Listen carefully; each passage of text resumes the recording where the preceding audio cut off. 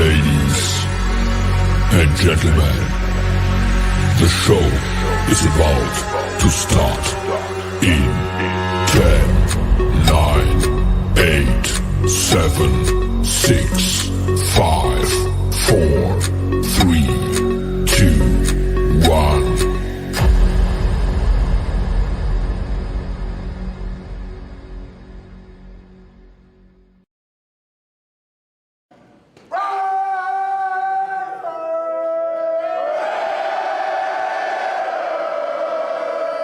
The following program is rated TV MAL. It contains strong language and is intended only for mature audiences.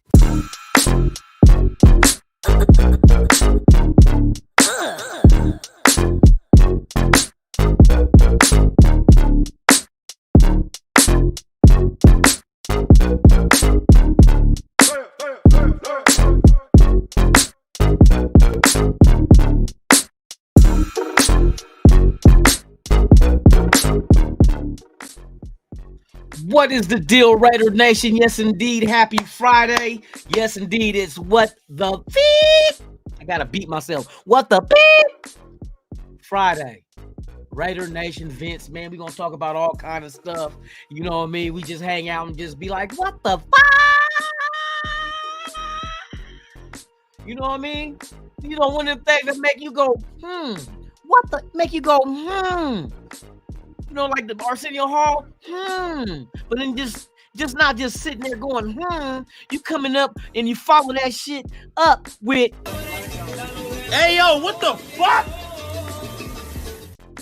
yes, sir. What the fuck Friday, man? Shout out to the chat, man. World's most dangerous chat in the building, man. We're going to have fun with it today, man. We just going to hang out and talk our Raider shit. You feel me? Shout out to Vinny Thomas, man, in the building, man. Salute to you. Good morning. The mod with the most, man, is NorCal Raider Jassy.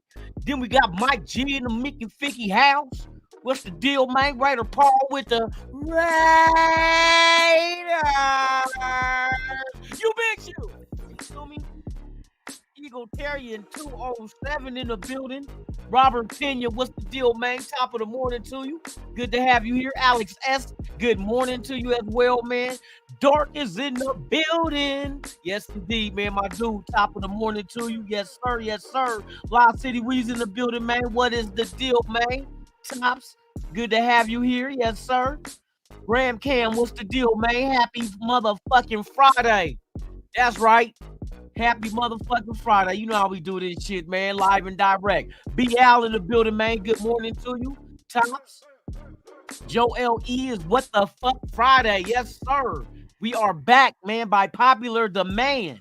Yes, indeed. Floyd R. Felix, what's the deal, man? Good morning.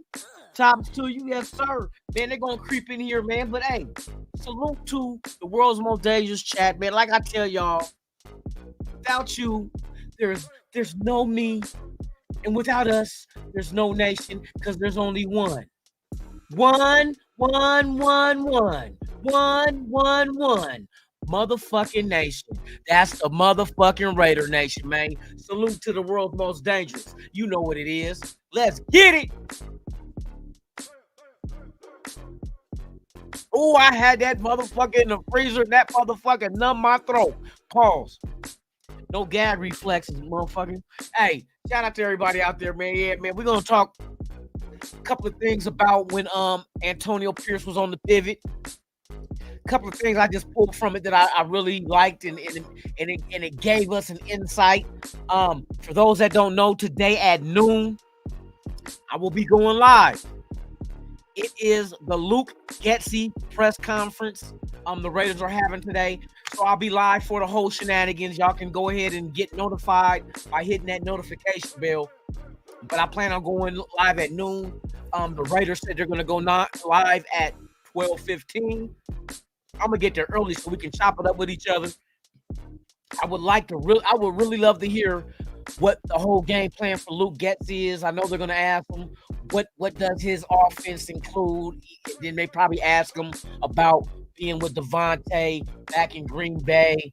What happened in Chicago? Maybe they asked that question with Fields. We'll see. Shout out the Lost City We, man, is a new member, man. Hey, salute. I'm gonna be working all weekend on content for members of this channel. So please, and it's only $2.99 a month. Y'all go ahead and join.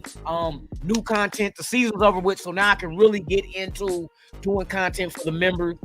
During the season, I'm covering the Raiders, the games, and doing these lives every morning. But we're gonna rock and roll this all season, bruh. We got free agency coming up March 11th. But before then, it's the combine. We're gonna go ahead and the schedule's gonna stay the same. Monday through Friday, 7 a.m. Pacific, 10 a.m. Eastern. We're gonna rock and roll with it, baby. For real, for real. Raider Nation for life triggers in the building, man. Let's go. Top of the morning to you, man. Thank you for being here. Yes, sir. Yeah, man. So we got a lot of shit to go. Ja Raider, what's the deal, man? Salute. Top of the morning. Yeah, man. Hey, I ain't gotta work tonight. So I'm gonna be up until I probably ain't gonna take a nap till after motherfucking 12. I've been up all night, but shit, I don't care. I'll rest when I die. You know what I mean? That's the saying. For real, for real. Rafa, what's the deal, Rafa? Mine. Noogie mine. Welcome. Yes, indeed, man. So, yes, 12 noon, I will be live again for the press conference the Raiders are having for Luke Getsy being introduced as the new offensive coordinator.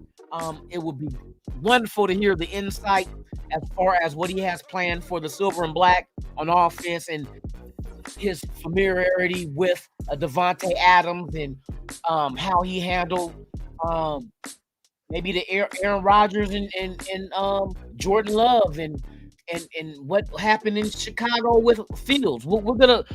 They should ask some good questions, and we'll see where it goes from there, man. But I would love to hear the insight and what his plan is, what him and AP discussed and whatnot. You ain't got to go into detail, but just tell us, give us an idea. Let the nation know just exactly what it is we can expect. You know what I mean? I know we can't expect the same thing as what you did in Chicago, as well as I know it was just quarterback coach and wide receiver coach in Green Bay. But with new pieces on offense comes a tweaking here and a tweaking there of your offense. Also, I want to hear about your relationship with Edgar Bennett. Edgar Bennett was the offensive coordinator in Green Bay when Getsy was there as the wide receiver coach. So there's a lot of connections here. I can't wait to hear it. Yeah, so come back 12 noon. We rocking and rolling, man, going live with it. But today, we're going to talk about Mr. AP and his interview he had on the Pivot. Like I said, there's a couple of things I grabbed from it. Also, we're going to go look at the there was one podcaster who did a breakdown, and out of the 8 head coaches that got hired as head coaches this all season, he's going to break down what their ranking out of the 8, what their ranking is. And AP, we're going to look at AP. We're not fucking all the other coaches. We're going to look at our coach and what he ranked them and why. So we're going to break all this down. And matter of fact, we can go ahead and start this party right now. Who got the Hennessy and Coke? Who got the Hennessy? Hey, the Hennessy, bro. Hey, hand me my cup. Oh, right on. Hey, right on, bro. Raider Stan in the building. What's up, everybody? Yes, indeed. Hey, thanks for the beer, bro. No problem. All right.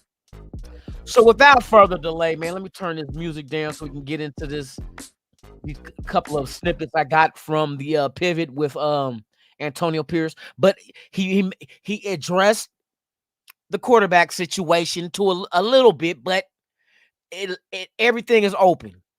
People say, "Oh, we're drafting at 13. We're not going to get one of the top 3 unless you move up." He addresses that. But before that, I want to go ahead and play what he talked about with him and when the whole thing came to an head with him becoming the interim, replacing Josh McDaniels, and what happened that day when they had that team meeting. So let's go ahead and check that out, man, and we'll come right back after this clip. Me and Josh McDaniels have a meeting around 6:30 to 7:30 in the morning, and he's telling me that he needs to have a team meeting with the team. And he's like, "Man, we need to air this bad boy out and see what's going on, because we're playing Detroit Lions on Monday Night Football." And he says, "AP, I'm gonna talk about accountability." I said, "Yeah, that's good. Yeah, we need accountability and trust."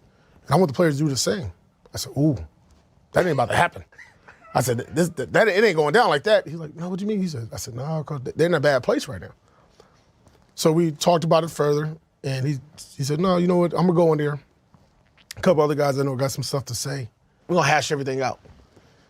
Man, we walked in the room, he did exactly what he started off doing, and then that shit blew up. Boom!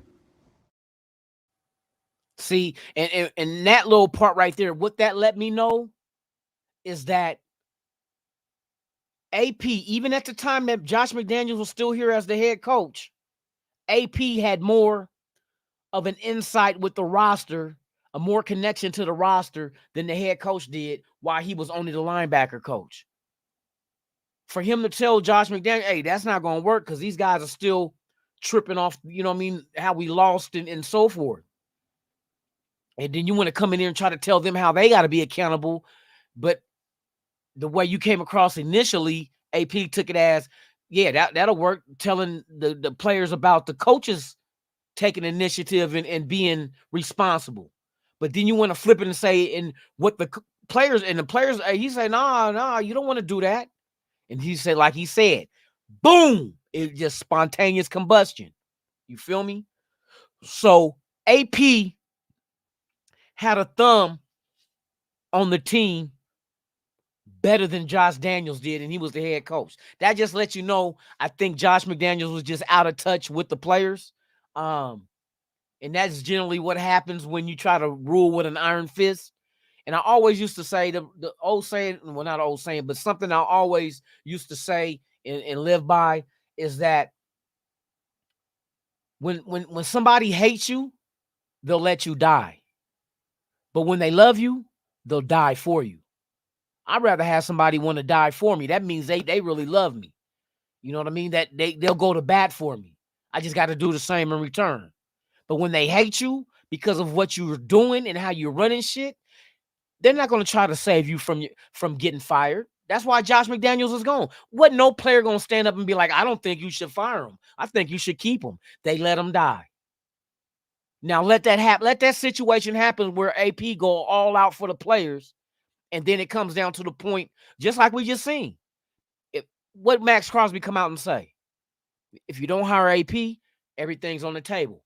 That's somebody willing to die for you. There's a difference. Big difference. So the way that Josh McDaniels approached the team and running the team and being the coach, it didn't resonate with the players. It was way far off base. Antonio Pierce was the one that came in here and had that connection. And when you have that connection with a team, now you can lead them into being winners. You know what I mean?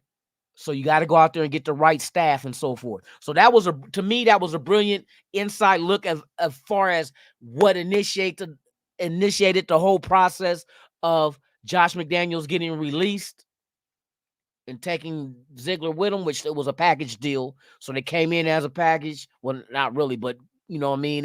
That was what was going to go on. It was going to be Josh McDaniels and Ziegler. And that's the same two that went out the front door along with the OC. So now steps in Antonio Pierce. Now we getting things in order. We got Tom Telesco at GM. We're going to name today, well, it already been named that Luke Getsy is our offensive coordinator.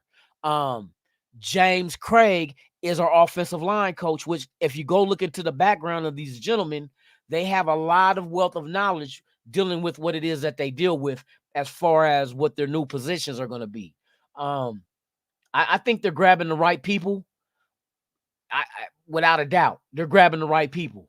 I just can't wait to see what it all looks like together. You know what I mean? What the offense looks like with the defense, what our offensive line going to look like underneath the new offensive line coach and so forth. Who's the QB coach? Who's going to be in the ear of the quarterbacks to help develop them? Because we know pretty much Garoppolo's gone, and we know that Hoyer's gone too. AOC is going to be here, but do we go and get a free agent quarterback as well as draft one? We'll see. Anthony Brown has been added as a future reserved contract, which he came as the third string quarterback from Baltimore, but he too is a mobile quarterback. So that's another thing that it kind of makes you think like, okay, Getsy, but I think Getsy is adaptive, where he can go ahead and adapt his offense to the skill set of whatever quarterback is behind center. You feel me? So I'm not worried about that. I just want to see what it looks like. You know what I mean? We seen the bullshit that Josh McDaniels put out there. We don't like the shit. We didn't like it. Wasn't nobody productive until he got his ass. And it was crazy because once he was gone, they took Bo Hardegree from quarterback coach and made him OC, and the offense looked a little better than what Josh McDaniels was doing. But that might be just for the fact that it was the same system. They didn't have time to devise a new system under Bo Hardegree. You know what I mean? Now you get Getsy in here to come in and design shit. I want to know how he's going to set his scheme, but I know he's going to get on a personal level with the players to understand what their strengths and weaknesses are, to go ahead and develop an offense that utilizes that. So I'm looking forward to see what the outcome look like. All right, now let's move on. Next up, they also talked about the quarterback situation. You know what I mean? And AP, without saying too much, he's letting you know some shit. And we're going to talk about it when we come back right after this clip. Me and Josh McDaniels have a meeting. You're in a situation, it's going to be hard to draft a quarterback. Why? Because where you are, there isn't the top 3 quarterbacks. My favorite quarterback, Jaden Daniels, who was at Arizona State with Jordan, who you recruited, he going to be gone by the time y'all pick. Drake May's going to be gone. Caleb Williams is going to be gone. And you know, new head coaches are normally tied to what you could do at that position. Tell me how the Las Vegas Raiders move forward and win from this point on. Well, I'm going to address that last thing you said. You said hard. We just spoke for almost 45 minutes. I didn't tell you how hard my life is. I didn't told you how impossible everything is. So never say never. Never say never. When he said that you guys, we can't move up from 13 to get a quarterback, and the first thing out of Antonio Pierce's mouth was, why? Why is it impossible? Never say never. So that's kind of letting me know they're cooking up something. Who mentioned Jay? And he mentioned Jaden Daniels. You know what I mean? Well, my favorite quarterback, Jaden Daniels. Come on, bruh. We already know. The thing is, what is it going to take for us to move up to get Jaden Daniels? Not can we do it? Because just like Antonio Pierce said, when he said it's going to be hard for us to move up, only thing came out of his mouth. Why is it going to be hard? Why? Why we can't move up? Never say never. That they're gonna find a way, bro. I'm dead set that I know they're gonna find a way to move up and get Jaden Daniels by hook or by crook. It might be a hefty fee, but then they might maneuver, and that's the one clever thing I think Telesco has under his sleeve. He knows ways to maneuver to move up and not really hit you all at one time. You can spread the hit out. But what exactly is it that they're going to be asking for? Because don't forget, here's another thing that a lot of people ain't mentioning. Yes, we know Telesco traded for who? Khalil Mack. But in order to get Khalil Mack, you must have been able to negotiate with Chicago. So now you got 3 individuals who's familiar with Chicago. You got Telesco, who already has made a trade with Chicago recent history. Champ Kelly, who was in the office with Chicago before coming to the Raiders. And who? Getsy, who they're going to announce today, was with Chicago just last year. 3 individuals have a connection with Chicago. And I do believe you must get that number 1 spot. You must get that number 1 spot. You have to. Because you don't want to sit there and hope that Chicago don't go quarterback. Because if Chicago goes quarterback and gets Caleb Williams, Jaden Daniels is going at number 2. The only thing that makes sense is you going up to number 1 to prevent all that from happening, to even sitting there hoping and wishing that Chicago sticks with Fields. You don't know what Chicago's going to do. We're second guessing everything. So just eliminate it. We got to hit them with a trade that, hey, you know what? let's take this trade right here. You already got the 9th pick. We give you the 13th, you still coming out on top. And if we give you the 2nd, so it might be 2 firsts and 2 seconds this year, next year. Fuck it. To get our dude, man, do what you got to do. Do what you got to do. There's other picks in the draft that we can hit on. Max Crosby wasn't drafted in the 1st or 2nd round. You feel me? We've seen Zamir White, when you give him an opportunity, what he looked like as a 4th round pick. A lot of people have faith in Aiden O'Connell, 4th round pick. So, I'm telling you, like he said, man, never say never. There's always a way. I'm just curious to see how you're going to do it and what is it going to cost. The light and the blow, it might be some players you give up. You know what I mean? Who do you give up? Who would you give up that would be enticing to Chicago?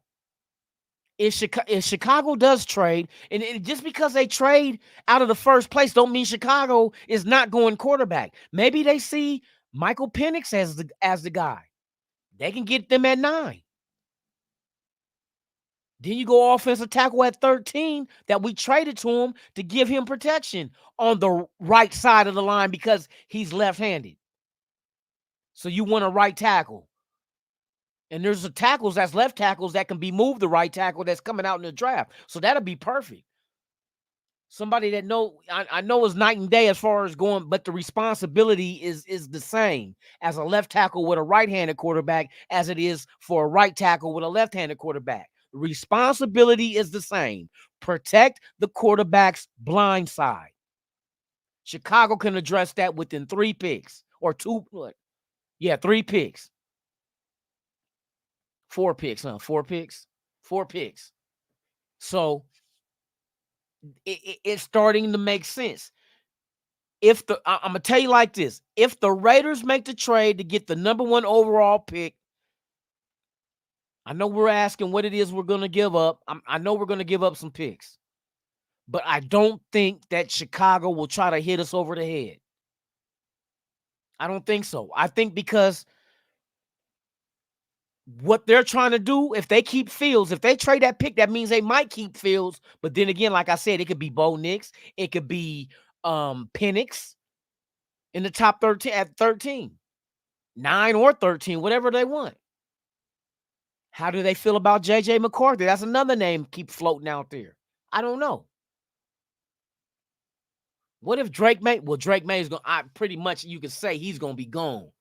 But if we go up the number 1, get Jaden Daniels, I don't give a damn. We got our dude. We got the weapons for Jaden Daniels. And you got, even though if you go 1st, 2nd pick, maybe in the next 3 years, what you do is we don't give you the 2nd pick this year because we need to go ahead and address the offensive line or whatever it is that they feel is the most of concerning. You know what I mean? But if you get Jaden Daniels and you only have to give up a 1st this year, but next year you take the wrath of it by, how would you do it? I wouldn't want, well, yeah, you could go 1 and 2 next year also because you're getting your 2nd this year right here and now. They're trying to win now. I don't give a fuck what nobody think or say. We're trying to win now. That's all they've been saying. It ain't, AP did not do what he did last year as interim to become the head coach, to go back, strip it down, and redo it all over again. That's not what no. You gave him the head coaching job because of the people on the team now, and you led them.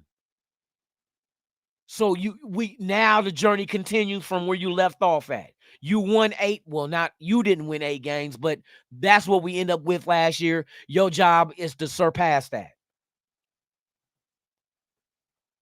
So let's see. Maybe the quarterback we get doesn't start this year. Maybe we bench him. Maybe we go get a Wilson or a Cousins or something like that to go ahead and be the starter to fill that gap and groom Jaden Daniels, if that's who we go get, to go ahead and be ready to take the torch when it's his turn. So we hit the ground running. We don't skip a beat. Like you look at Green Bay. Jordan Love, first time starting this year has the whole team, took them to the playoffs, and damn near beat the Niners. Go figure. Go figure. By sitting down and learning behind Aaron Rodgers, who sat down and learned behind Brett Favre. The domino effect. The domino effect. Mahomes sat behind fucking what you call it with the that kept getting hurt. From God dang it. Damn, it's on the tip of my tongue. Y'all gonna tell me that shit in the chat. I know. I be getting senile sometimes. Alex Smith sat behind him, learned. Tom Brady, Drew Bledsoe, learned. Hey, bruh, and that's just the wave it is. But who will be the veteran quarterback that we bring in here to hold it down into that quarterback, that young quarterback? And it's not just, we're not going to say Jayden Daniels is automatically going to get that damn starting spot. Let him compete with Aiden O'Connell. I told y'all, Aiden O'Connell, I think he does good in competition. Competition, I think that's what he needs. You know how some people need to be competitive? I think Aiden O'Connell needs that because he's just cut from that. And I think Antonio Pierce understands that because that too was Antonio Pierce. Went undrafted. You know what I mean? Had to work his way up. That's Aiden O'Connell. Didn't get a scholarship to Purdue. Had to come on as a walk-on. Not just come on as a walk-on. You had to make the team to be a walk-on and then work your way from the 8th quarterback spot all the way up to being number 1 and knocking out those records that Drew Brees once had. Go figure. I think some people are a different type of beast in different type of situations. Some people don't like competition.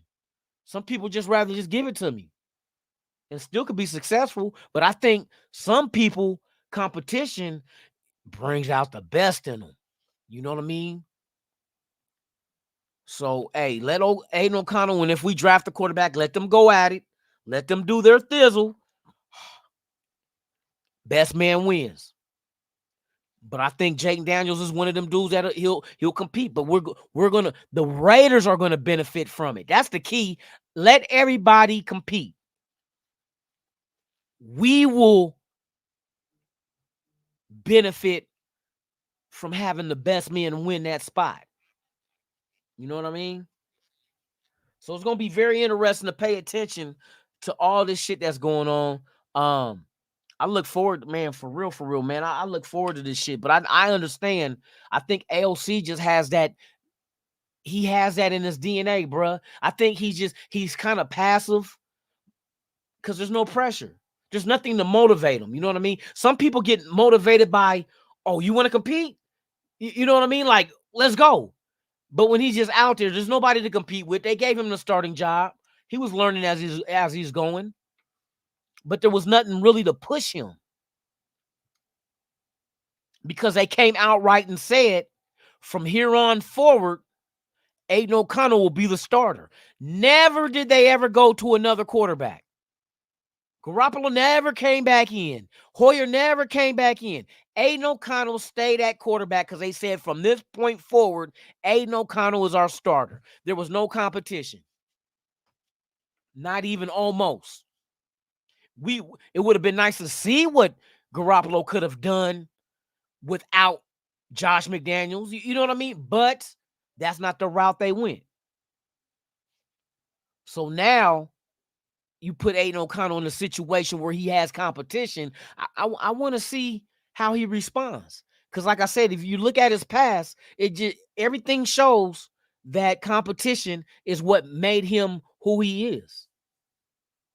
And I think he kind of he was okay, but not great. How could you worry about not being great when you're not going to lose your start? You're not going to lose that starting job. But at the same time, there's nothing to really push you. That's why I said, remember I told y'all, that's why at the combine, I told you, I would love in the 40-yard dash, I would love to see 2 people run the 40 at the same time. Because just your competitive nature is going to make you run as fast as you can to beat the dude next to you. When you're by yourself, there's nothing to gauge. There's no competition. It's just lackluster. You're going through the motion. But if you say, okay, wide receivers, we're going to put y'all got to run it. 2 people at the time, 2 different people at the end with clocks and the thing, the electronic digital timers to get you at the same time on both sides. But at least that competition to drive y'all to run as fast as you can, because I'm trying to outdo this dude. My stock got to go better than his stock. So I got to outrun him. That's why I said they need to do that shit for real. Tubby in the building, man. Snoops Hernandez in the building. Let's go. Let's go. I see y'all. Yes, sir. Yes, sir. Juju the fool. What's the deal, man?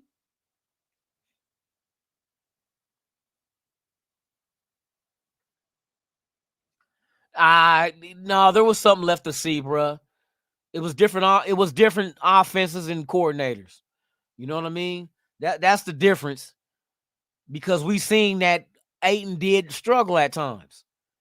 You know what I mean? Everybody say, oh, Ayton O'Connell's the only one to beat Kansas City. And I'm like, Ayton O'Connell didn't score no touchdowns in that game. That offense only scored 2 field goals. If it wasn't for the 14 points that the defense scored, we would have lost that game. So don't. Hey, sometimes some people be putting 10 on 2, be doing too much. Oh, Aiden O'Connell, the only one to beat Patrick Mahomes. Aiden O'Connell did not beat Patrick Mahomes. Our defense beat Patrick Mahomes. Facts. Nigga, we only scored fucking 2 field goals on offense. How the fuck the quarterback beat Mahomes with 2 field goals? Because the defense scored 14. I'm just saying, I ain't knocking AO. I'm just giving it. Hey, the truth is the truth. The truth is the truth. For real, for real. All right, so let me go ahead and get into this other little clip, man. This dude, he broke down the 8 different coaching hirings, and he graded them and gave his rating as far as the hire. And he shouted us out. He gave us some good shit. We weren't number 1, but for how he broke it down, he hit it right on the head. Boy, he said everything right. So let's go ahead and dive into this. I forgot dude's name, but you'll see though. He breaks it down to a T, man. Let's go. Number 5 is going to be Antonio Pierce. Yeah, the tough one to rank because this is kind of what the Raiders needed to do. It's what they needed to do, but is it the most appealing hire of all time? No. But I felt like they wanted Harbaugh, and then they got the sense that, Harbaugh was, either going to be Chargers or back to Michigan. There was some talk about the Bears. He would like to go to the Bears, but those were all rumors. But it did really feel like, Chargers or Michigan to me. So I do think the Raiders could have interest in him, but they kind of got the feeling, and they're like, we got our guy here. He did a good job in the second half of the year. We got to go get him. And the Raiders, if they played like that all year, they may have made the playoffs. They were tough. Like, even when they lost, they played you tough. Look what they did to the Chiefs at the end of the year. So they were well prepared, well motivated, ready to play, ready to go to war for this guy, Antonio Pierce. So that's kind of why you had to keep him. And we know he's a good leader of men. We know he's a good motivator. We know he's the big thing here, and why I almost ranked it better than this, even though I think it's a good rank because there's a lot of good coaching hires here. But a big thing is I think he's a guy that players want to play for, especially what went on this year. So that could actually bring more talented players into Vegas. And when you say it that way, that seems pretty big. Again, there's still, sometimes the guy that takes over after a guy gets fired, it lights a fire underneath the players and it gets them going. And then if they stay aboard, it kind of goes south a little bit. It's maybe why the Raiders didn't roll with it with Bisaccia last time. And maybe why they could have been a little hesitant or maybe looking at Harbaugh this time. So, and then again, he knows ball, especially the defensive side, but how much is he at, like X's and O's, like how much is he actually coaching compared to some other guys, what they bring to the table? Some of the guys were ranked in the top 4. They bring something specific on what they're going to boost to the offense or what they're going to boost big time to the defense. I guess that's the downside with Pierce. Is that I don't really view it as a huge downside because he's such a good leader, but it's kind of what needed to be done. It's not the sexiest hire in the world, but it needed to be done. I give it a B. We're going to rank it 5 out of 8. rank of 5 out of 8 with a grade of B, which I can't knock him. I can't knock him. That made sense because you figure because of his leadership, he is a leader of men. He knows football.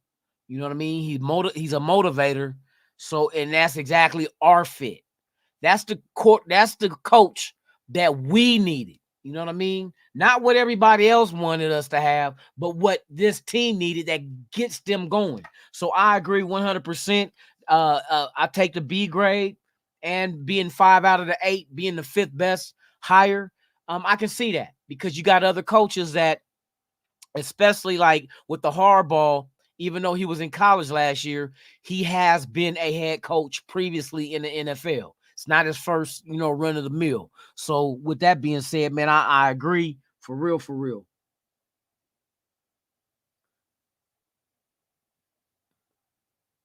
You said Harbaugh over McDaniels, man, all day. Fuck that. I say fucking Kermit the Frog over motherfucking McDaniels. I say Animal from motherfucking the Muppets over motherfucking Josh McDaniels. Fuck it, Mr. Snuffleupagus, who's an invisible friend of Big Bird. Can't hate, but they want to hate. And you know what I say to the haters? Hey, shout out to all the Raider haters out there, man. This one's for you. Can you shut the fuck up? That's it. That's it. That's all.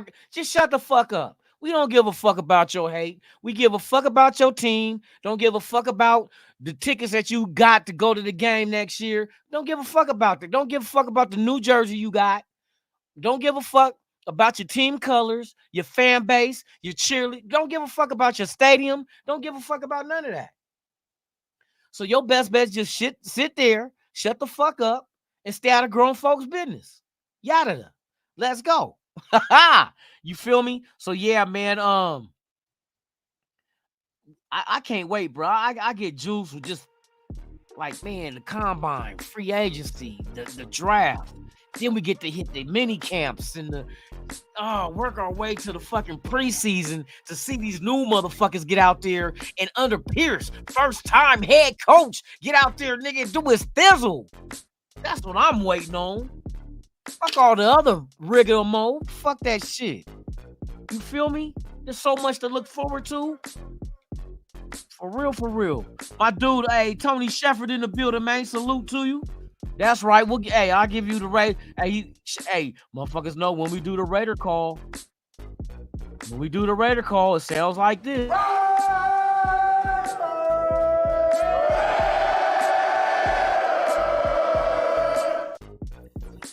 We ain't bullshitting. We gonna get it right this year. We may not win the Super Bowl this year, but I bet you we'll scare the shit out of motherfuckers if we make it to the playoffs. I bet you, I guarantee you, if we make the playoffs, motherfuckers ain't gonna want to play us. They not gonna want to play us. They not. Facts. They not gonna want to. Because they know at the end of the game, either they're gonna take an L or they're gonna take an ass whooping. You might get both, an ass whooping for an L. You feel me? That's facts. Big Little Bosco, what's cracking, man? Hey, salute to you. Everybody who loves John, don't forget. Hey, bruh, I tell people about John Harbaugh all the time. You know what? Should have put his ass on blast, but fuck the Chargers. You know what I mean? We ain't tripping off of them. They need to trip off of, like, hey, just like, let me address this. Okay, took his 8 years to get respectable. Now check this out. Hey, Lil Bosco, check this out. I'm glad you said that, bruh. Because look, I told people, he been at Michigan for 9 years, right? Let me show you the scenario, how it went down. 9 years. Year number 1, they did win a bowl game. Year number 2, they lost the bowl game. Year number 3, they lost the bowl game. Year number 4, they lost the bowl game. Year number 5, they lost a bowl game. Year number 6, they lost a bowl game. Year number 7, they lost a bowl game. Year number 8, they didn't even make it to a bowl. And year number 9, they win the national championship. Bruh, that is a losing ass record. Now let's go ahead and rewind all the way back to when he was with the Niners. He goes to the NFC Championship versus the New York Giants and loses. He goes to the Super Bowl against the Baltimore Ravens and loses. He goes to the NFC Championship against the Seattle Seahawks. He loses 3 years in a row. That sums up the history of Jim Harbaugh. More L's than wins.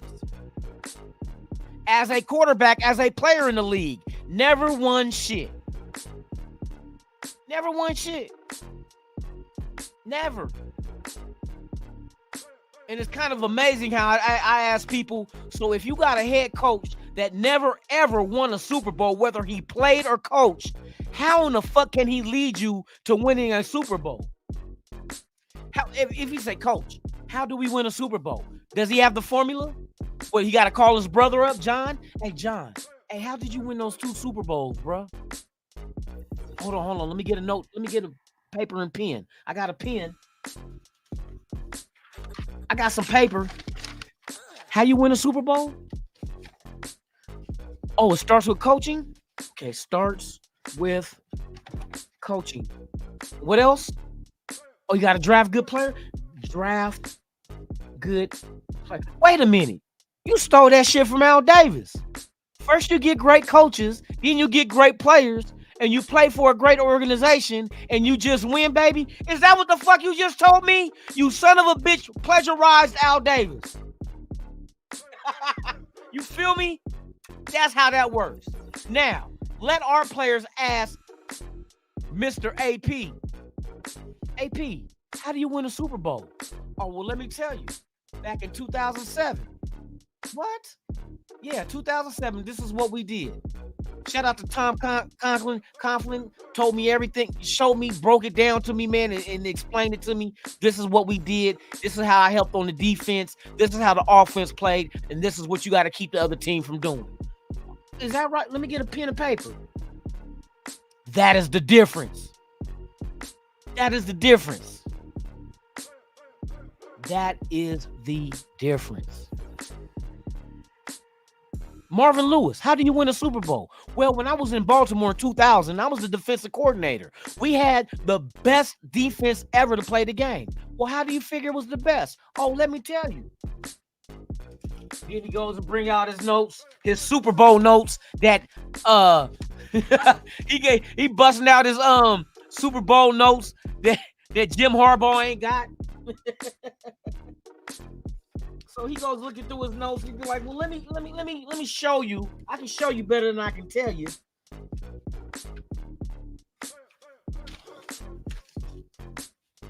And I'm gonna give you an idea of what I did with that defense in 2000 for the Baltimore Ravens. The Baltimore Ravens, yeah, the Baltimore Ravens. Oh shit, that's my Oh, here we go. Is this it?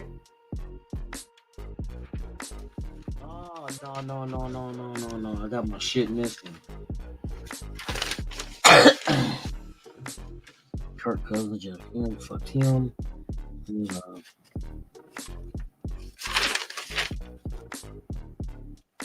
All right. So here is the formula that Marvin Lewis had as defensive coordinator of the 2000 Baltimore Ravens. Let's see. Marvin Lewis, Baltimore Ravens, was the defensive coordinator from 1996 to 2001. 2000 was that team. He was the Bengals head coach from 2003 to 2018. Listen to that. Listen to how many years he was a head coach in Cincinnati. 2003 to 2018. Bruh, that's a long stint. But what he did as a coordinator with the Baltimore Ravens in 2000, they held offenses to 10.3 points a game. Listen to me. They held offensive teams, teams' offenses to 10.3 points a game. Now, they only allowed on that year 970 rush yards, all games combined. 970. Just think about that. This was when they played 16 games. That means nobody got 100 on them. You feel me? Oh my God, this shit. And those two stats are all-time lows in a 16-game season. All time. That means no other team did better than that defense. Marvin Lewis was the coordinator then. Just to remind you. Not just that. For the whole year in 2000, they only allowed 5 rushing touchdowns in 16 games. And they had 49 takeaways, bruh. 49 takeaways. That is a dominating ass defense. But guess where Marvin Lewis is now? Oh, he's the assistant head coach. He's helping Pierce. Oh shit. Do we got the players to do what the 2000 Baltimore Ravens did? We'll find out after free agency and the draft. But we got pieces here. We kept, after Pierce took over, I think we only gave up just under 16 points a game. That's 5 points less. 5 points more than what the 2000 Baltimore Ravens did at 10.3. 5 points. That means if we can take away one touchdown, it'll beat the 2000 Baltimore Ravens. Figure that. Boy, we got the right people on this team, bruh. We got the right people on this team. Now, that's why I say I can't wait till noon. I want to hear what Getsy has to say, what his whole approach with this offense is going to be. Run, pass, balance. What I know he comes from that West Coast, but what is your plans for this team with the weapons we have? What's your plans? I just want to hear it. And if you could sell it something like, okay, our approach is going to be run, but we're also going to feature deep passes, and we're going to do a fine balance. Bruh, break it down to me. Let me know what we can expect as the nation. You feel me? Shout out to the 56. I said 50. Shout out to the 56 people in here. 57 now. Please subscribe to the channel if you haven't. Smash that like, man, for real, man. We get into the nitty gritty. This is What the Fuck Friday. All season Fridays, this is the show. During the season, it's Fuck Your Team Friday. But since we're not playing, what the fuck? We address all shit that's, aimed at the Raider and the Raider Nation, man. You know what I mean? We ride together. We die together on this motherfucking channel. But I appreciate each and every one of y'all for pulling up. Yes, indeed. We're not done. We're here. Like I said, it's 7:48. I'll probably be here until about 9 at the latest. I'll do a 2-hour show. Man. Appreciate y'all, man, for real. But yeah, we got the right people on this team, man.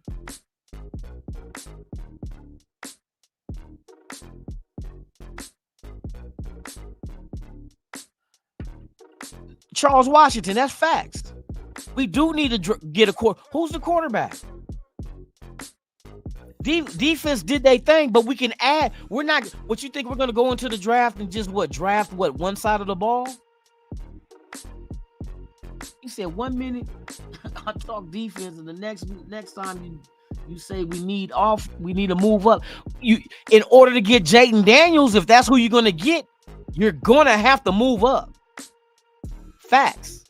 And I feel more comfortable with Jayden Daniels with the Raiders because of AP and Marvin Lewis than I do with anybody else. It's the same equivalent to getting Jack Jones. Jack Jones was better with us than he was with New England because of AP. Facts. That's all I address is the facts. It ain't my opinion. It's right there in front of you. Jack Jones got off when he came to us. Why? Because of who? AP. Who got him on the team? AP. Nobody else wanted Jack Jones. Champ Kelly said, I don't know. He got some baggage. Mark Davis, right now, you want to get him now?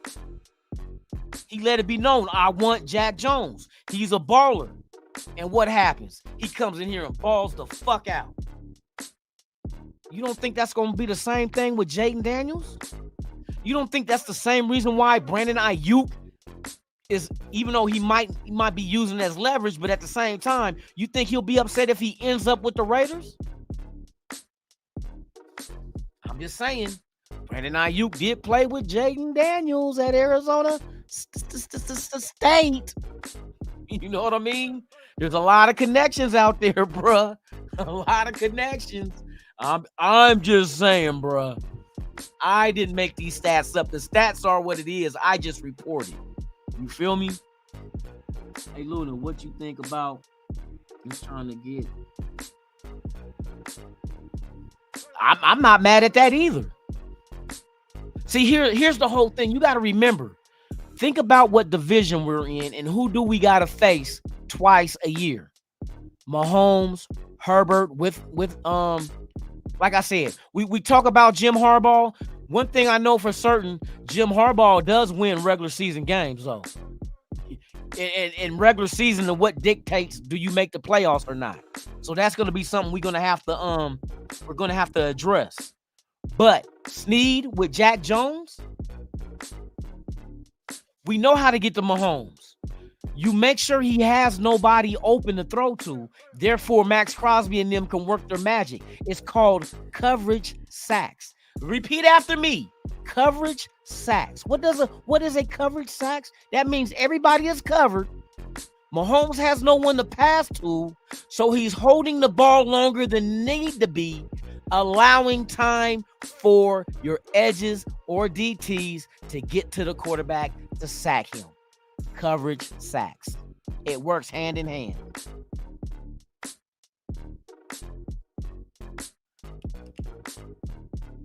Bruh, Arizona State, so that all falls on the quarterback? I'm just saying. Like friend, here's an example. I'm a Ducks fan. I like Bo Nix, but I keep things in perspective. I know Bo Nix is not top 3, right? But you have the team in Washington who faced the Michigan Wolverines in the national championship. Both times that Oregon faced Washington in the regular season as well as the Pac-12 championship, Oregon only lost by 3 points. And guess whose fault it was?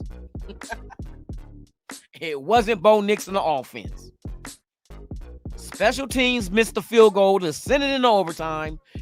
Both games were in the 30s as far as points scored. So that means Bo Nix was scoring points against Washington. No problem. Both times. But the thing is, it's not just one. See, that's why I say football is the best sport ever invented. It's the only sport that's going to have 53, well, in the pros, 53 men. You will not find one sport that has that many players, because on any other sport, you must play offense and defense. You are a two-way player. Football, you are not. You are not a two-way player. There's some exceptions to the rule, but fewer than not. So you got a roster full of 53. That means you have to have 53 motherfuckers on the same page. Have you ever... Look, can you imagine being a school teacher and you got 53 students? Do you think you can get all 53 students to do the same shit at the same time? Good luck if you can. You a hell of a juggler. I'm telling you right now. It's like we always look at the wrong shit. Like, oh, well, Jaden Daniels was at Arizona State and they didn't win nothing. But that's early in his career. How many freshmen in college or sophomore won the national championship? I wait. I got time. Matter of fact, I'll look up some shit while y'all think on that one. Just like in the NFL. How many rookie quarterbacks has won the Super Bowl? I'll wait on that one too. I'll wait. I ain't going nowhere. Y'all take your time. Matter of fact, Google it. Or as we say, Google it. Google it. Google it. How many rookie quarterbacks has ever won the NFL Lombardi? Ever. And how long has football existed? I'll wait. A rookie quarterback. Show me. I'll wait. Hey.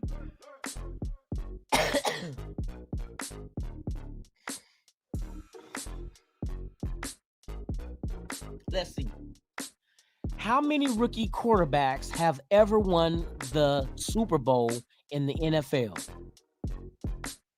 Never. According to NBC5, What's she saying? Fort Worth, has a rookie QB ever won the Super Bowl? A rookie quarterback has never won or started a Super Bowl. Not only did they never win a Super Bowl, they never started in one. Why? Maybe because it's lack of experience. Oh, wait a minute. So Jaden Daniels at Arizona, that's where his first stop was. Lack of experience. He gets the experience and then you transfer. Isn't that what the transfer portal is? You think another team is going to transfer a quarterback that has no experience, but going to transfer to them to be the starter? Unless you downgrade and go from a Division I to a Division II or some shit like that. Just like Bo Nix did coming from Auburn. Auburn was his learning experience. That's where you make your mistakes and you learn. And then you go to Oregon and you dominate. Michael Penix, same shit. You make your mistakes. What was it, Indiana that he went to and then transferred to Washington? And he dominates. You got to go through you got to go through the phase of bumping your head and burning your hand on the stove. That's the only way you gonna learn, bruh. By reps. A lot of people say, oh, remember what last year? Who was the quarterback that came out of I'm gonna show you the same argument I had last year. The quarterback that came out of Tennessee last year that was injured, but he was older than most. And a lot of people say, oh, I wouldn't take him because he's too old. And I told them the quarterback position does not matter how old you are. Yes, it does. It does matter. No, the fuck it don't. That's between a kicker and a quarterback, that is the longest tenured position that you will see somebody ever play. And we're talking about 20 years plus. You could play those two positions. But he was what, 25 coming out? Oh, he too old. No. It's almost like, let me see, how can I explain it? It's kind of like one of those things where you say he's too old, but at the same time you celebrate the experience and the amount of snaps that he's taken. The experience is why teams like him, because the experience. Oh, he older, but he has more. He played 6 years in college. He played 5 years in college. He has more experience than that junior coming out after 3. Same thing. It's either damned if you do, damned if you don't. He's too old. He got too much experience. What the fuck is too much experience? That's like a motherfucker. You going to apply for a job and they tell you you're overqualified. You dumb son of a bitch.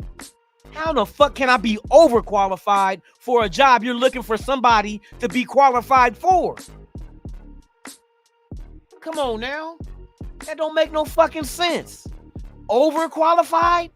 So somebody that can do the job over and beyond expectations is not wanted because he's overqualified? That's like these college quarterbacks. Oh, well, he's older. He's too old, but he does have the experience. Well, what the fuck you gonna go with? My age or what I can do? Fucking boy, I tell you, motherfuckers, boy, ding dong, the witch is dead. Help me understand that shit.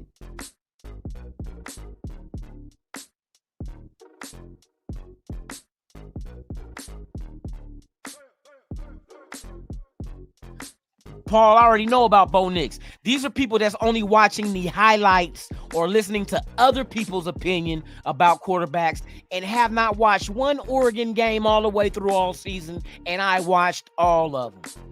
That's why I'm a fan of it. That's why I can tell you he's not a top 3 quarterback, but he's in the top 5. Facts. He's top 5. And I think it's more to do with conference than anything else. And the only reason why Caleb Williams is only talked about this year is because the year before is when he had a good year. He didn't have a good year this year. He wasn't a Heisman Trophy winner this year. It was the year before.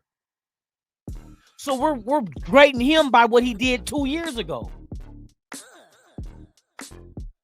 But we overlook the fact that, Bo Nix is the most accurate quarterback in NCAA history.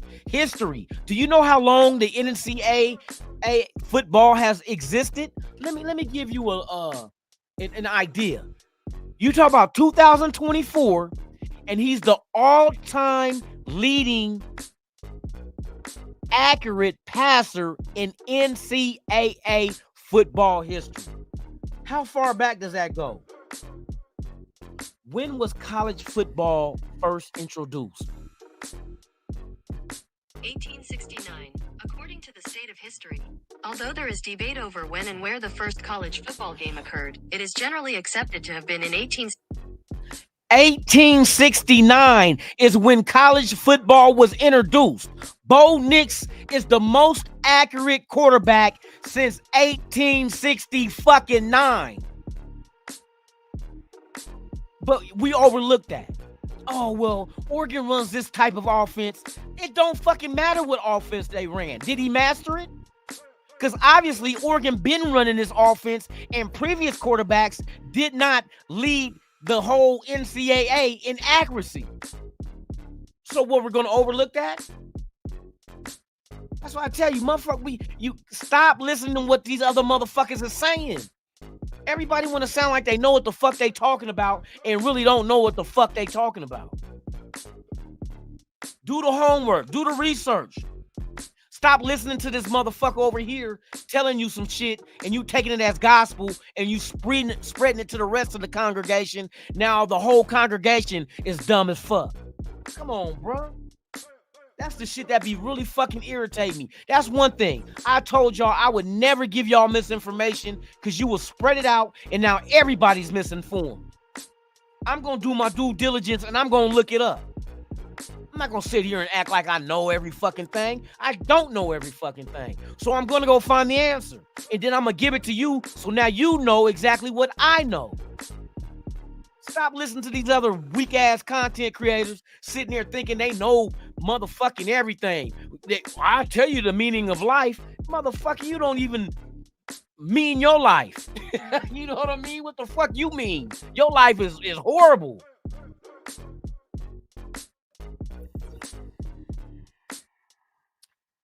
Oh, Bo Nix, he ain't got an arm. But you sit here watching this motherfucker dropping 60-yard bombs at the motherfucking Senior Bowl and hit the motherfucker right in his hands and he drops the pass. Then that same receiver drops the next pass. It wasn't Bo Nix. It's the fucking receiver. Franklin, the wide receiver from Oregon. One of the best quarterbacks coming. Who was throwing him the ball? Bo Nix. Oh, he wasn't shit at Auburn. Motherfucker, I wasn't shit in grade school. But when I got to high school, I was that motherfucker. It took me that long to learn.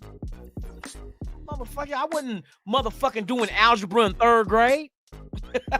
Motherfucker think you supposed, well, he didn't do algebra in Auburn.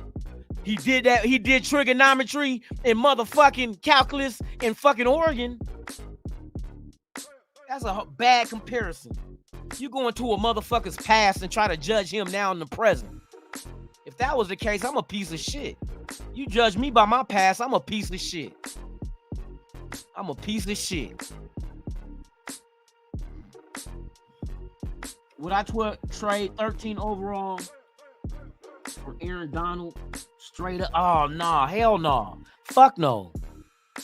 You talk about the same Aaron Donald that was contemplating retirement 2 years ago? That one? So you trade 13 for him, and then after this year, he says, you know what? I'm done. Come on, bruh. That 13th pick, that's supposed to be a 4-year rookie with a 5th-year option. Why I'm going to trade for a DT that might just hang it up after 1 year? You got to factor everything in. That's why I be telling y'all. Factor everything in. Because don't forget, Aaron Donald just 2 years ago was talking about retiring. Retirement. You know what I mean? So if he had that on his mind, I'm pretty sure that thought is not gone. It might die down a little bit, but that thought is not gone. It's still there. If I'm going to use a 13th pick, bro, you got to give me a rookie with a 5th-year option. Give me a quarter of a motherfucker, or give me a motherfucking half of a decade worth of play. I'm good.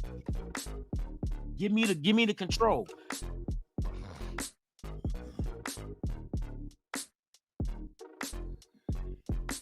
All right, let me scroll down. I'm behind this shit.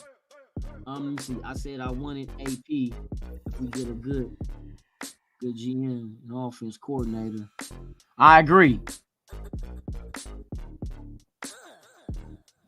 I agree too. You gotta have everything. Got to be in place, bruh. If one thing is out of whack, this shit ain't gonna work. That's why I said football is the greatest sport ever invented. Can't nobody tell me otherwise. Football is the best sport ever invented. No other sport can fuck with it. Period. As far as team sports, it's the ultimate team sport. You gotta have 53 people in line to accomplish one goal. That's a lot of different attitudes, a lot of characteristics, a lot of different things they bring to the table, things they have, things they lack, personalities that's different, that you all gotta balance. You gotta balance like a Libra. You gotta balance that shit. And there's some people you can talk to one way and others you can't. Some people you gotta treat one way and others you can't. That's why I can understand why AP wants to get the same type of player throughout the roster so he can coach and lead one way without worrying about, oh, this motherfucker over here crying because I told this motherfucker to go do some wind sprints. You feel me? We don't want them motherfuckers here. We need Raiders here.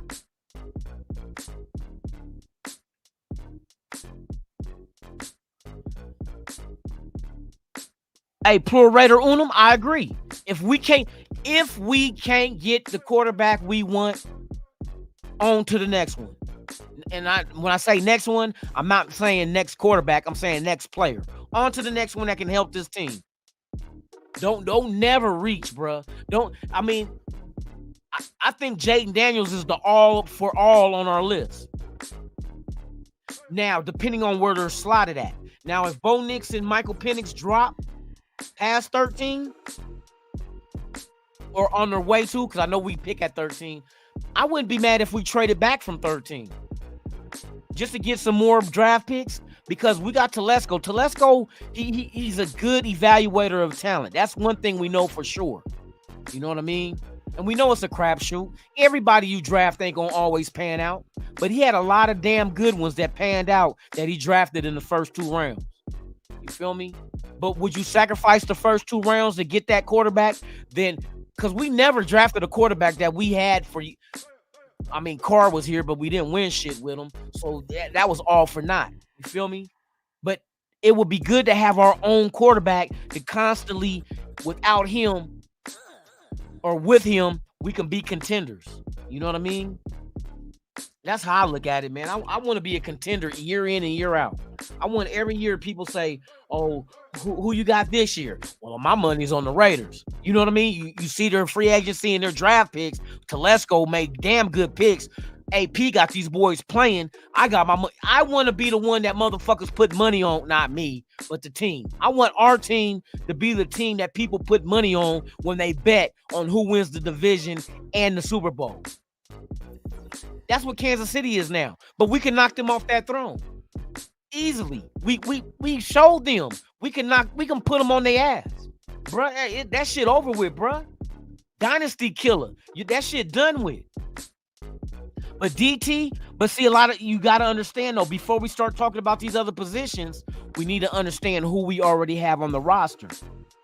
We got a DT on this roster that we grabbed from Carolina that was released that is good. I think, my opinion, this ain't fact, this is my opinion, is going to be the second best signing next to Jack Jones.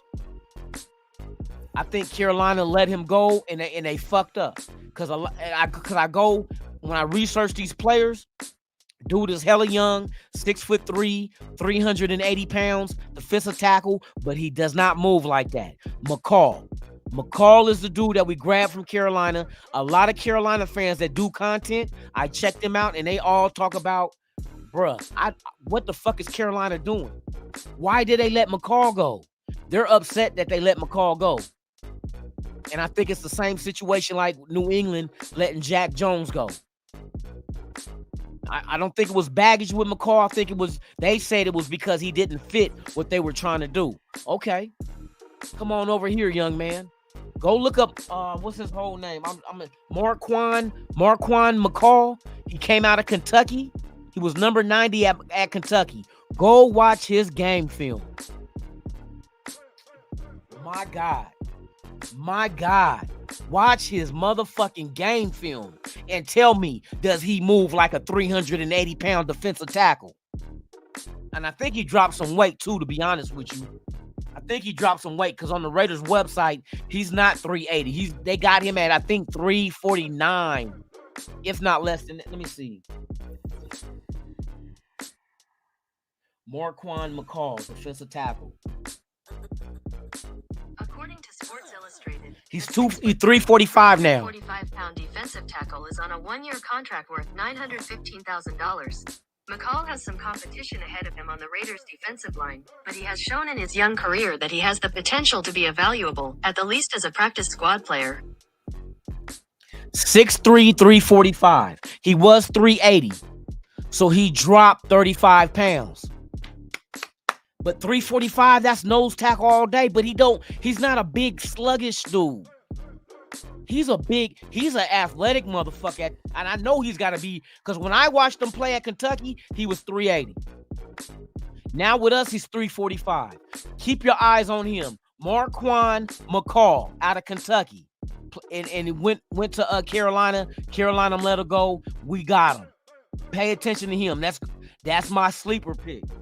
For real. Shout out to everybody, man. Let me see. SoCal in the building. SoCal Sal in the building. Tony the Legend is in the building, man. Salute. Thank y'all for pulling up, man. We in here deep, man. We having fun with it. Once again, for those who came here late, I will be live at noon today. Covering the live press conference of Luke Getsy. He's going to be introduced as the new offensive coordinator of the Raiders. So, hey, y'all pull on up at that time, man. We can discuss it as it go. You feel me? Yes, indeed.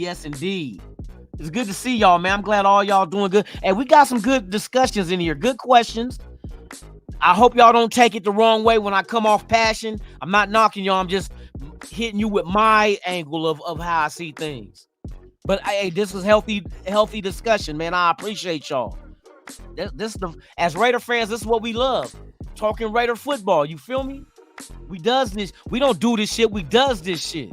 You feel me? Because it's already been done. AP getting his guys mixed with TT.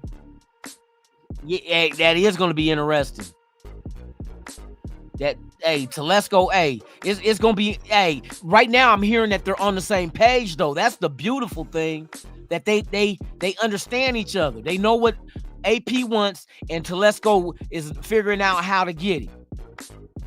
You know what I mean? And like he said, there was an interview that Telesco gave. Beautiful. He broke it down where with a team like us, it's not always necessarily good to draft the best available, because even though he's the best available player at that position, he might not fit what the Raiders are looking for. Thank you. Because how many times have we failed that we draft a player that's a good player but does not fit us as a team, our unit? He doesn't fit in. We want Raiders.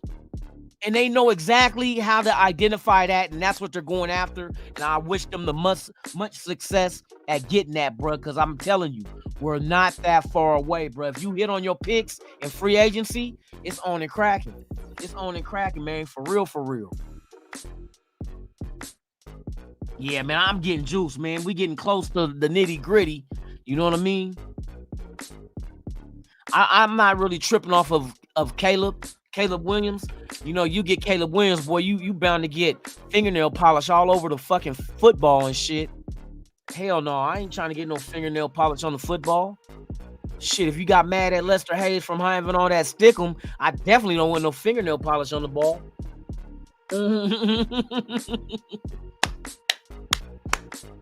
Yada, you feel me? We own that shit.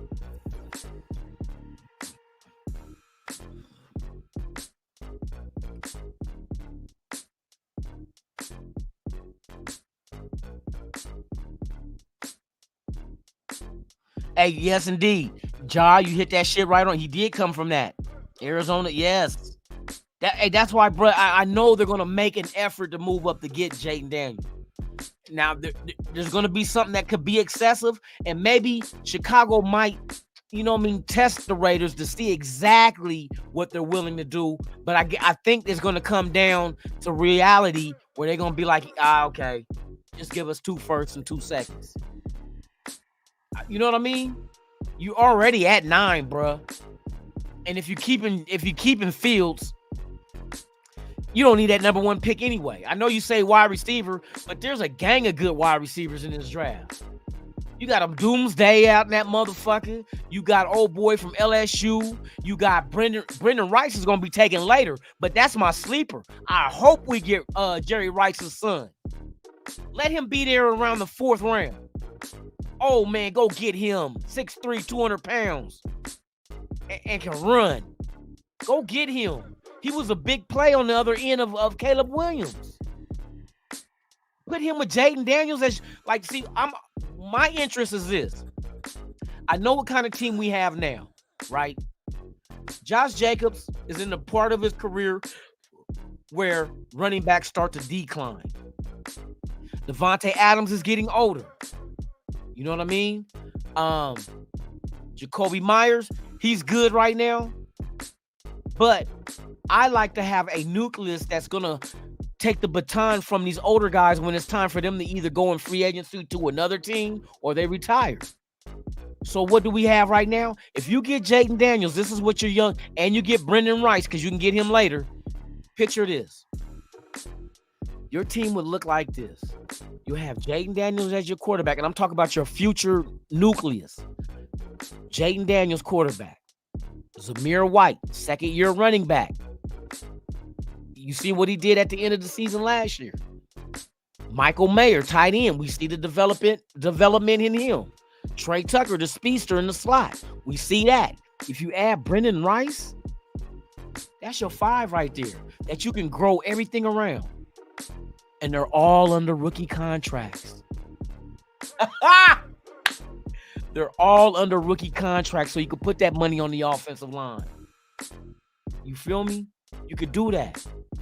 And you're starting to try to do the same thing on your defense. Maybe you can see Jacorian Bennett only had 1 year. You can't grade a corner on 1 year. You got to develop them. And what if the guys we had here developing the players were the wrong guys? They had to be wrong. They're gone, right? The head coach is gone.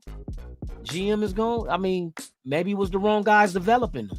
You put the right guys in place, you might bring the best out in them. Tyree Wilson, Jacoby. Look at all the young guys on the defense. We got rookies up on every level.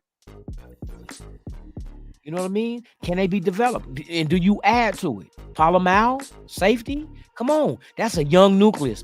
We are in the mix of being able to have that fine line between veteran win right now team and your future young nucleus to develop, to take the baton, the torch, and carry it on.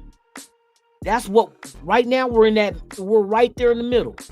We're trying to balance that shit out. Your free agency is going to get you these veterans still in their prime to do right now. And in the draft, it's going to allow you to have the young talent to develop for your future. It's a fine balance. I think Telesco got this shit though. I think he got this. I'm not worried about it. I'm just excited to see what he does and how he does it. Easy does it. You feel me? Easy does it. Yeah.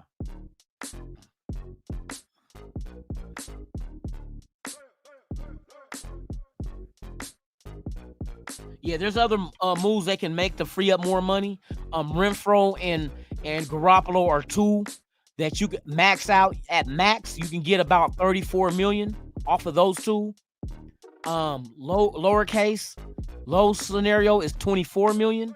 And don't forget that the salary cap is going from 224 million from last season to 240. So it's going up 16, but not exactly 16 million. It could be more.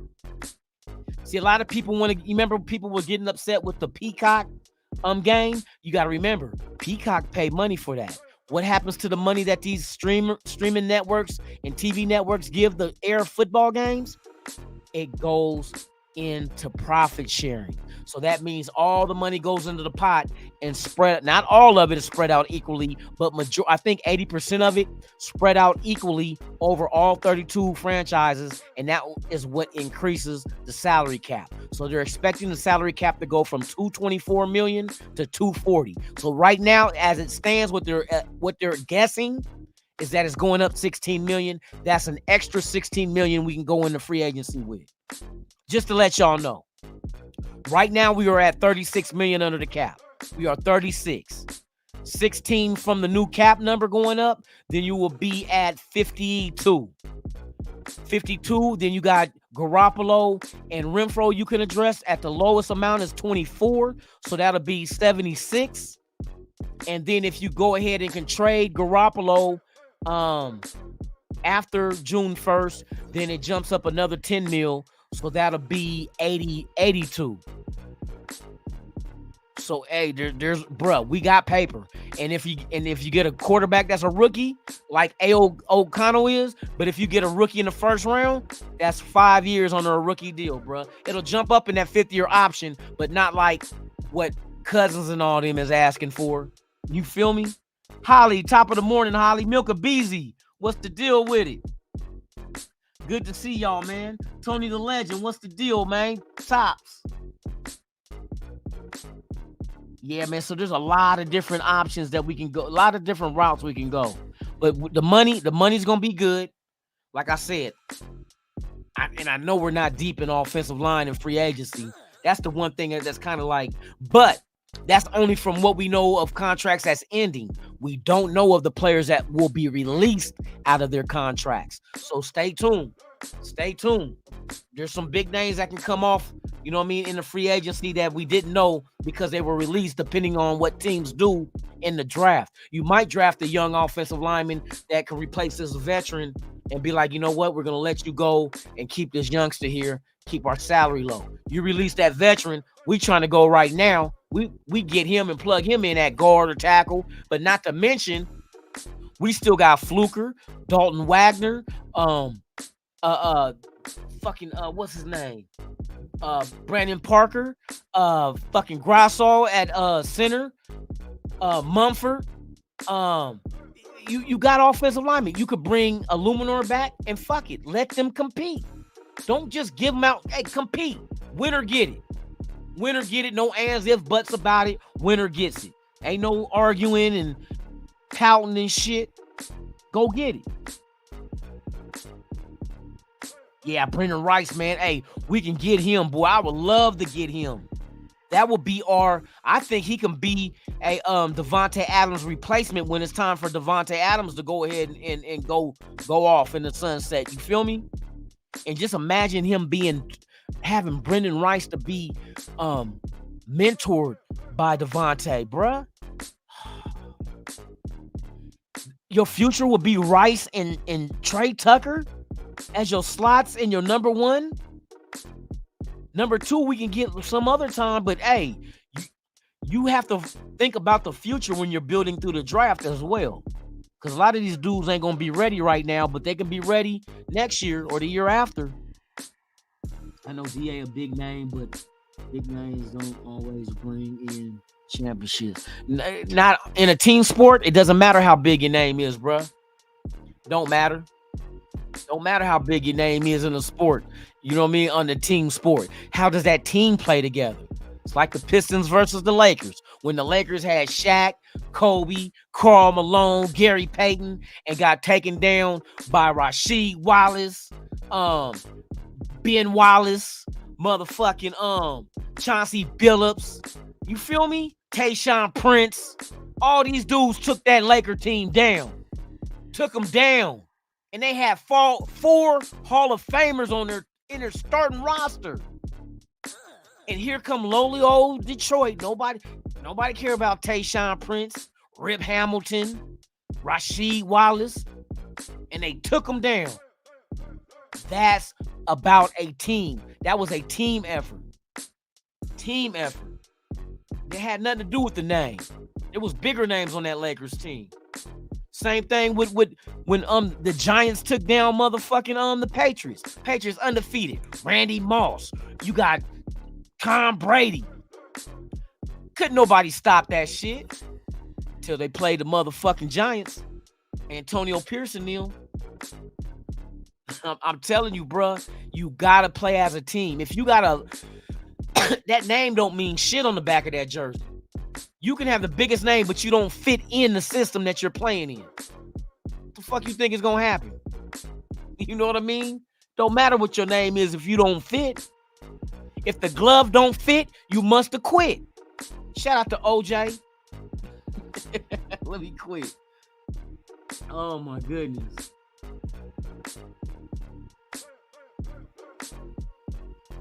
For real, for real. What time is it, man? I'm gonna shut this shit down. We're 8:26. Like I said, I will be back at 12 noon. Tune in for the live press conference of the introduction of Luke Getsy as the new Raiders offensive coordinator. Do you think other teams will try and fuck us up from getting JD?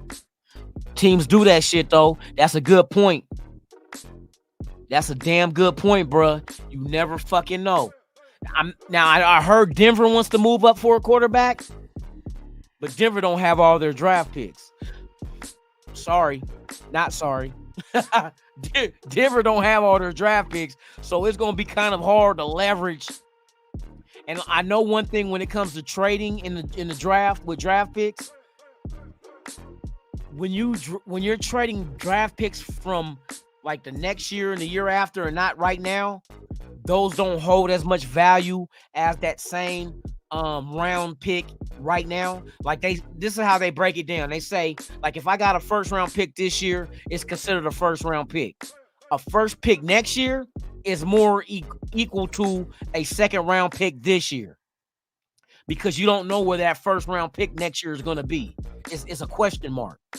But right now, today, we know what picks we have right now and where we're slotted at.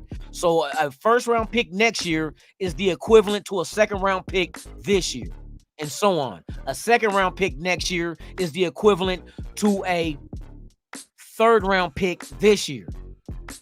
Because, you know, it's a mystery of where those picks are going to be.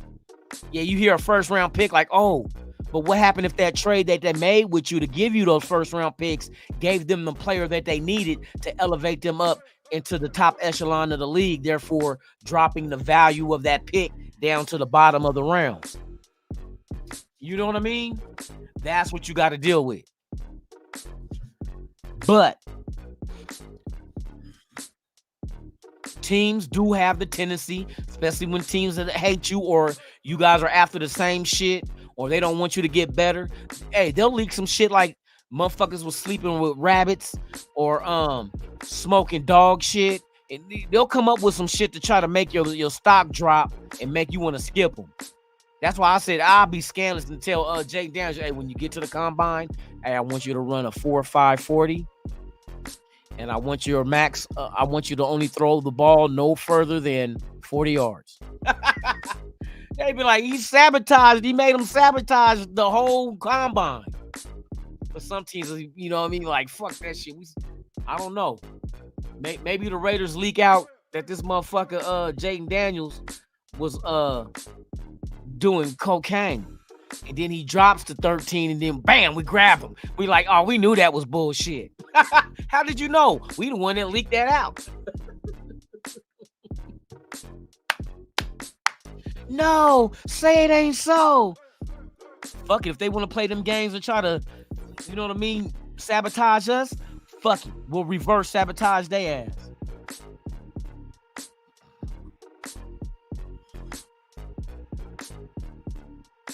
It's gonna be interesting to hear what Getsy say, man. I want to exactly see his vision as far as him and AP. I wonder if AP gonna be there. I doubt he will. I think it'll just be Getsy just to introduce him to the media and to the nation. But it'll be interesting to hear what he say. And like I said, pull up at noon, y'all. I'm going live with it. They're supposed to go live at 12:15, but we'll go live at noon and just be here and wait for the shit. You know how the Raiders is. They say we're going live at 12:15, and it'll be like 4 o'clock. And then all of a sudden, here come Getsy. But I'm here for the shenanigans. I'm here for the nation. I'm here to learn and find out more about what the direction is we're going on offense, man. I'm looking forward to it, man. Let me jump my ass up off here. So I'm about to give me another beer and watch some TV and do some research. Watch some film. You feel me? That's what I probably is. Hey, Brendan Rice, hope he's a Raider. Jaden Daniels, I hope he become a Raider as well. That small ass corner from Michigan, Mike Sandastri or whatever his name is. Hey, watch his film. He is a BEAST. For real, for real.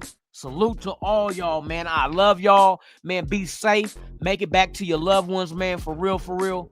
And I look forward to seeing you guys come back at noon Pacific time. 12 p.m. noon Pacific. You got it? 3 p.m. Eastern. Come on back to Raiders Allegiance, man. Lunatic got you. We're going to watch this live press conference, and then we'll break down and decipher what we took from it and what it means for the nation. So with that being said, man, I'm Lunatic Raider. This is Raiders Allegiance, man. You guys have been watching What the Fuck Friday, Raider Nation Vince. We talk about all kind of shit, man. I be having fun with y'all for real. Especially I be drinking and I be fucking with y'all. Y'all the real MVPs of this shit. So with that being said, man, you guys enjoy your Friday. See you back at noon. Y'all better motherfucking come back too. Don't you be bullshitting. Once you, I be like Suge Knight. Once you a member of a Raiders Allegiance, you can't go nowhere else. Hey, you guys enjoy, man. I'm Lunatic Raider. I'm out this. B-I-H.